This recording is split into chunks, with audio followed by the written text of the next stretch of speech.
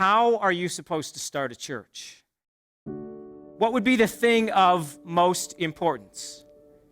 Would it be finding the right place to meet in? Would it be gathering the right people together and making sure you've got a good number of people together? Would it be making sure that you've got good programs in place? Would it be to make sure that you've done a good enough job of promotion so that the word gets out that this is starting? How are you supposed to start a church? Well, this is a question that I've been thinking about a lot over the past year. I've had the chance to read a number of books about church planting. I've had the chance to sit down with a number of different church planters and ask them the question, how are you supposed to start a church?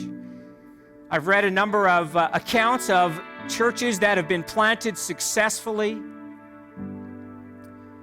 And here's what I've learned from the past year of research on this topic. There is no simple formula for how you're supposed to do this. Did we get it right? 10 years.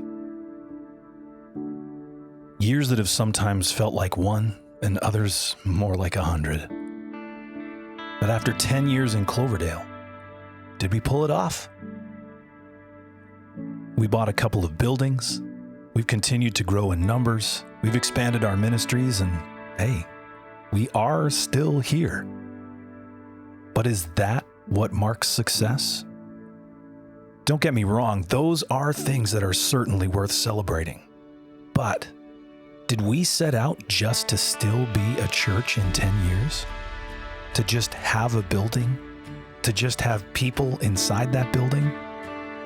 From the get-go, our mission has been to know Jesus and make him known. So we really only have one metric by which to gauge success. Do we know him more today than we did yesterday? And have we made him known to those who didn't know him? And while the answer to that question is a resounding yes, we know that we haven't arrived. God isn't finished with us yet. His word tells us that he will carry on the good work he started in us until it is complete at the day of Jesus Christ. And that means that our success as a church isn't dependent on us. We certainly have jobs to do and roles to play, but ultimately, the onus falls on him. Psalm 127 verse 1 says, "Unless the Lord builds the house, those who build it labor in vain." So, we're not here today to celebrate 10 years of a job well done.